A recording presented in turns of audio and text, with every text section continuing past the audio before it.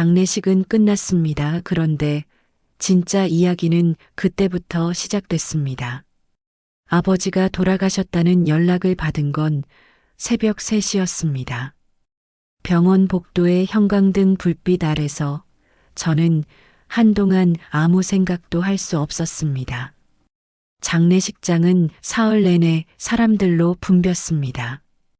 아버지가 젊은 시절 함께 일하셨다는 공장 동료분들, 동네 이웃들, 그리고 얼굴도 기억나지 않는 먼 친척들까지 찾아와 향을 피우고 절을 올렸습니다.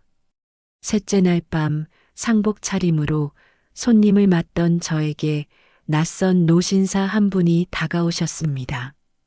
아버지와 같은 공장에서 30년을 함께 일하셨다는 분이었습니다. 자네 아버지 말이야. 노신사가 술잔을 내려놓으며 말했습니다. 그렇게 지독하게 아끼는 사람을 나는 평생 본 적이 없어. 저는 애써 웃으며 고개를 숙였습니다. 저희 때문에 고생만 하셨죠. 아니, 그런 뜻이 아니야. 노신사는 고개를 저었습니다. 회식 자리에서도 자네 아버지는 늘 먼저 나서서 계산하려는 우리 손을 밀어냈어. 나는 됐다. 자네들이나 먹어라 하면서 말이야. 근데 정작 본인 점심은 매날 집에서 싸온 도시락이었지. 다들 뭘 그렇게까지 아끼냐고 놀렸는데 자네 아버지는 그냥 허허 웃기만 했어. 그 말을 듣는 순간 가슴 한쪽이 답답하게 조여왔습니다. 저는 그저 술잔을 채워드리는 것으로 대답을 대신했습니다. 옆 테이블에서는 어머니와 이웃 아주머니들이 낮은 목소리로 이야기를 나누고 계셨습니다. 그 양반, 겨울에도 보일러 아까워서 내복만 껴입고 살았잖아요. 맞아요. 아들 학비 대느라 그런 거지. 우리 남편이 그러던데 몇 년 동안 술 한 잔을 제대로 안 드셨대요. 저는 그 대화를 들으며 조용히 자리를 벗어나 화장실로 향했습니다. 거울 속 제 얼굴은 사흘째 잠을 제대로 못 잔 사람답게 초췌했습니다. 저는 수돗물을 틀어 얼굴을 씻으며 생각했습니다. 왜 다들 나보다 아버지를 더 잘 아는 것 같지? 발인을 마치고 화장터로 향하던 날, 형이 제 어깨를 두드리며 말했습니다. 아버지, 마지막까지 우리한테 짐 되기 싫다고 하셨잖아. 병원비도 미리 다 준비해 놓으셨더라고. 그 말에 저는 아무 대답도 하지 못했습니다. 장례식이 끝난 날, 집안은 이상하리만큼 조용했습니다. 며칠 동안 끊이지 않던 조문객들의 발걸음도 멈추고 검은 옷을 입은 가족들은 하나둘씩 짐을 챙겨 돌아갔습니다. 마지막으로 형이 현관문을 닫고 나가자 텅 빈 거실에는 국화 향기만 희미하게 남아 있었습니다. 저는 한참을 그 자리에 멍하니 서 있었습니다. 사흘 내내 눈물조차 제대로 흘리지 못했던 제가 그 고요함 앞에서야 비로소 아버지가 정말 떠나셨다는 사실을 실감하기 시작했습니다. 다음 날 아침 저는 아버지의 방문을 열었습니다. 평생 깔끔하셨던 분답게 방은 단정했습니다. 이불은 각 잡힌 듯 개켜져 있었고 낡은 손목시계는 서랍 안에 가지런히 놓여 있었습니다. 안경다리 한쪽이 테이프로 감겨 있는 낡은 안경, 팔꿈치가 해진 작업복 몇 벌, 어느 것 하나 새 것은 없었습니다. 옷장을 정리하며 저는 속으로 중얼거렸습니다. 조금은 당신을 위해 쓰시지. 아버지는 늘 무뚝뚝한 사람이었습니다. 잘했다는 칭찬도 사랑한다는 말도 거의 하지 않으셨습니다. 명절에 온 가족이 모여 웃고 떠들 때도 아버지는 늘 한 발짝 떨어져 묵묵히 고기를 구우셨습니다. 어릴 적 저는 그런 아버지가 서운했습니다. 친구들은 아버지와 함께 여행도 다니고 사진도 찍는데 우리 집은 늘 일뿐이었습니다. 쉬는 날에도 아버지는 새벽같이 일터로 나가셨고 저녁이면 파김치가 되어 돌아와 말없이 밥을 드셨습니다. 중학생 무렵 저는 친구에게 이런 말을 한 적이 있습니다. 우리 아빠는 나한테 별로 관심이 없는 것 같아. 그 말을 하고도 크게 슬프지 않았습니다. 이미 그렇게 믿고 있었으니까요.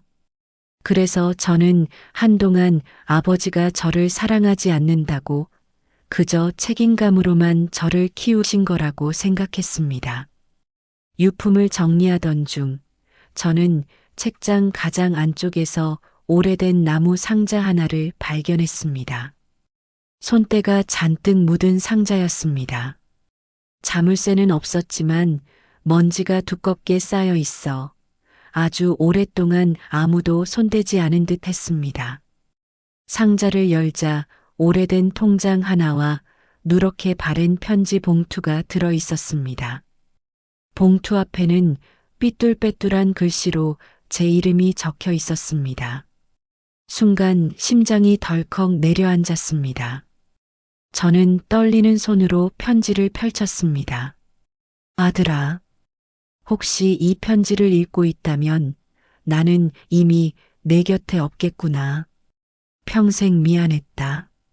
좋은 아버지가 되고 싶었지만 먹고 사는 일이 먼저였다.